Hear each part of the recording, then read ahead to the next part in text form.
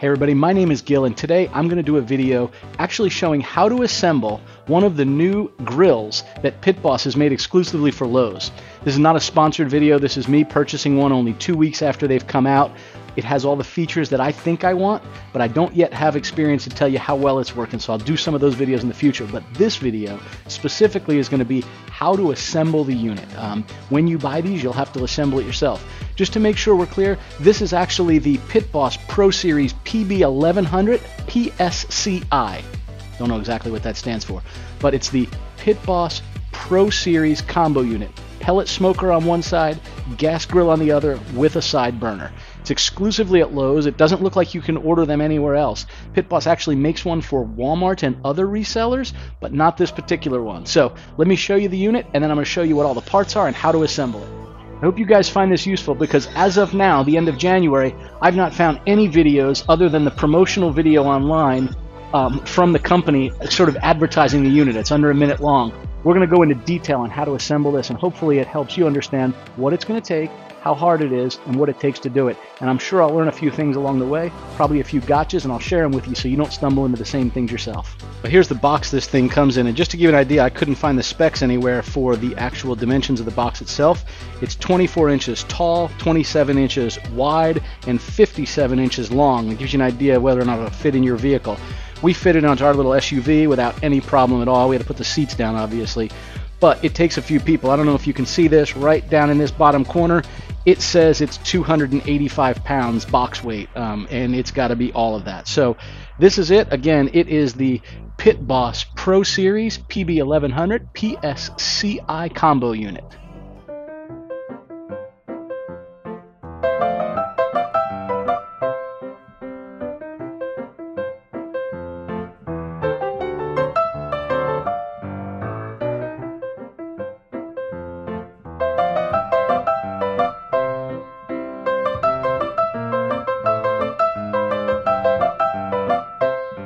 Unboxed everything. Let me just show you what this is. I've laid it all out. I certainly didn't want you to have to sit through one of these unboxing videos and watch me, piece of tape by piece of tape, open it and talk about the part. I'm just going to show you all the parts that are sitting here on the floor. You saw the time lapse in a few seconds of what took probably 35 minutes to open and take everything apart. I will say one thing, it is packed unbelievably well.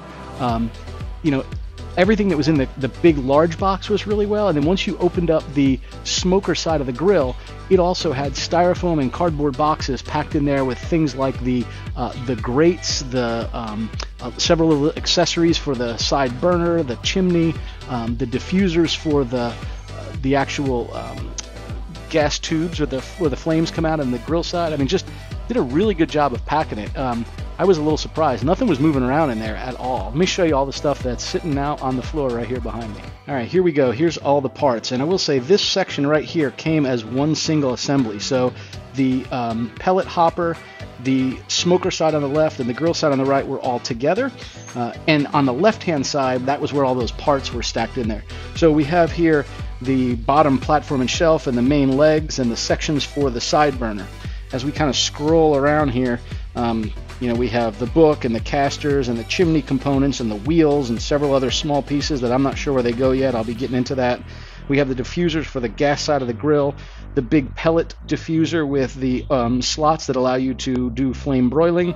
We have 4 of these nice porcelain covered grates. I like the fact that they are the crisscross pattern and they're not just bars like these racks to the right of it for the upper racks. That's going to be a real nice sort of surface that things will not stick to, and it'll give you more surface area touching the actual meat there. We have a couple of trim pieces. I'm assuming that's part of the overall assembly. Not sure what those rods are.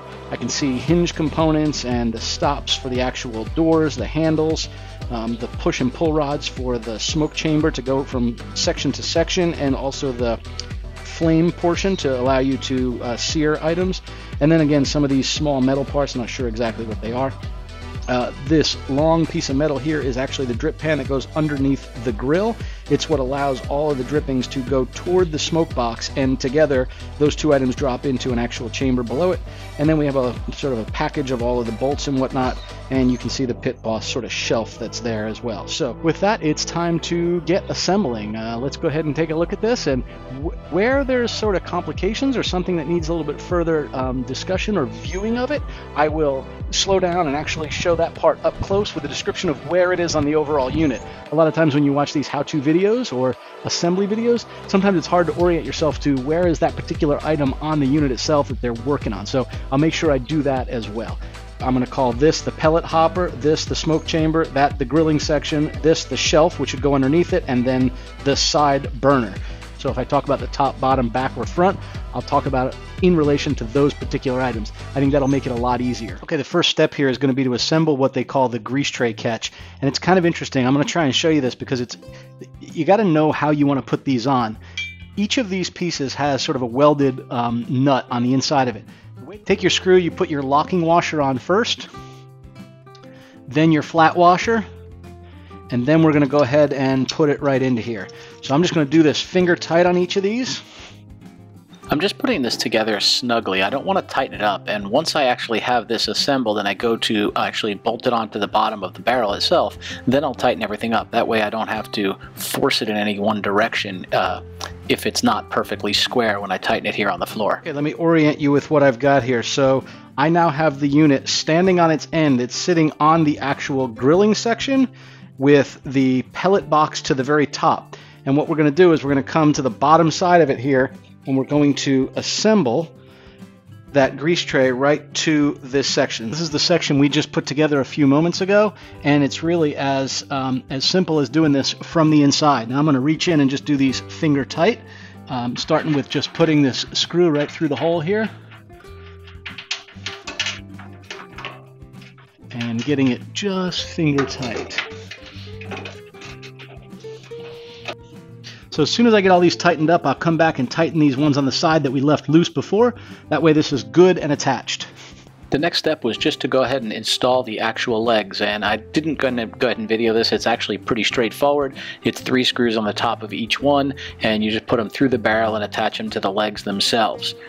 I will tell you, however, that I found a mistake I did much later in this assembly, so I am going to break away at this point and show you what I did wrong. It's very important because there are legs here that go on the front and some that go on the back, and I did not have them the right way here. So let me show you what I found. I'm going to fast forward a minute here.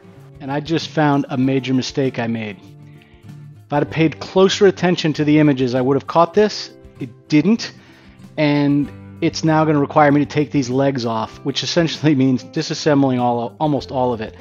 Let me show you what it is so that you don't make this same mistake that I did. So keep in mind the entire grill is on its side right now.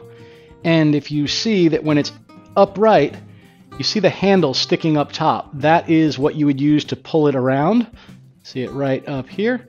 That's what you would use to push or pull it around. Which means the steering wheels, the wheels that turn, should be on that side of the grill. So essentially on what is the top, would be the left when you look at it, versus what would be the right-hand side or the bottom of the grill. You'll notice that 2 of these legs have a solid bottom with a place for the caster to go through. This one does not. It has a spot for the solid wheel to bolt on. And what that means is that this leg should be down there, and that leg should be up here. So I am going to have to take those 2 legs off and swap them. Alright, that little goof up actually wasn't too bad to fix. I was able to loosen the screws on the inside of the grill here, this one up top, pull the leg off, flip it over, and swap it with the other one. It probably set me back 15 minutes. Wasn't too bad. I was able to do it all by myself. I didn't have to have anyone help lift it up or anything. So, rookie mistake for sure. But make sure when you're assembling this that the legs closest to the side with the hopper, both have the solid bottoms right here. These are where the rolling, spinning casters will go versus the fixed one that'll go on the back end closest to the burner. Okay, we're back to real time. where I was starting to assemble the shelf here, and it's just a matter of putting it in place. It's good to leave the legs a little loose when you're doing this, that way you can slide it into the groove and get everything lined up. One thing to note, you want to put it flat side up, and the side with the extra 2 holes on it goes toward the propane side, because that's part of the actual assembly that's going to help hold the gas bottle on. So I thought I'd go ahead and do a time check. I'm about 45 minutes into the assembly. That doesn't count the time it took to unbox it. About 45 minutes. I'm taking my time. I'm not in any kind of rush. So I think you should assume that you'd be at about the same spot as well. All in all, I'll tell you how long this thing takes to assemble, doing it primarily by yourself. Though I will say, having somebody help goes a really long way. There's a couple of places that are very difficult to do on your own, not to mention the weight of it when you need to move it around. But the other items are, for example, when you put these legs on, you put the screws through the barrels and into the tops of the leg. It was very difficult to reach in this opening to the far side of the barrel and hold the leg in place while getting the screws lined up. So Deb came out and assisted me by holding that up. Same thing with this shelf. When you put this shelf on, it's attached with screws go down through these legs and hook to the inside of the shelf or to the sides of the shelf, which means there's also some on the 2 legs that are on the bottom right now, the way it's sitting, that go up into it. So when Deb came out and assisted me, she basically stood right here, used this handle, and lifted the legs up 6 or 7 inches so I could get my hand under there to tighten up the screwdriver, or tighten up the screws hand tight, and then use a short screwdriver to tighten them all the way. Having somebody to help you would go a really long way, not to mention the sheer weight of this thing. At some point we're going to have to turn it upright, and that's not something I'm going to want to try to do by myself. So that's kind of where we're at. Let me go ahead and get the rest of these brackets on here and the braces that kind of give it some finishing touches and a little bit more rigidity.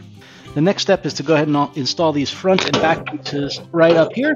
So I'm going to go ahead and get in a spot where I can do that a little easier from this side.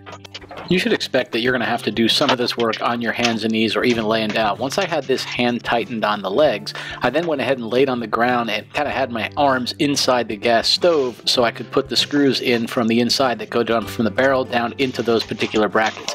Not hard work, but it is worth noting that you're likely going to be on your hands and knees or even back. It was nice to be able to do this in the garage where there's at least a clean sort of outdoor rug there to lay on. Okay, I ran into one of these challenging areas where I thought it was worth kind of going into a little bit more detail on it. This piece right here is actually a piece of trim that goes along the front between the legs right up along the edge of the barrel. It's really there a bit for cosmetics and stability, rigidity. This piece, just for orientation, goes just like this. And you can see it's going to bolt through this leg, through the barrel, and then through the bottom side of the leg as well. This is very difficult to line up these holes and get these lined up. What I found is if you put it in from the barrel side first, it is much easier. So let me kind of show you what I'm doing here. I'm going to start with just doing this hand tight. You can see right here is one of those holes, and they're going to line up with one right here on this. So we'll start by putting this through by hand, getting this piece lined up. And none of these screws should be forced. If it doesn't go through fairly easily by hand, then it's not lined up. It's now time to install the wheels. It's as simple as putting this axle through the wheel, all the way through both sides of this. I'm going to lift this up so I don't take the weight off of it. Slide this washer on, and then slip the cotter pin all the way through. Same on both sides. Next step is to go ahead and install our caster wheels, and this is as simple as hand tightening these on here. You know, it's funny, it says just hand put them on there. The instructions say you don't need anything other than a screwdriver. I guess it's true, but it might be nice to have this with a wrench, but it's pretty easy to do. The instructions say to just do these hand tight until it won't go any further. Now it makes it pretty easy. I'm going to go ahead and lock that wheel again, and we'll go ahead and turn this on its side.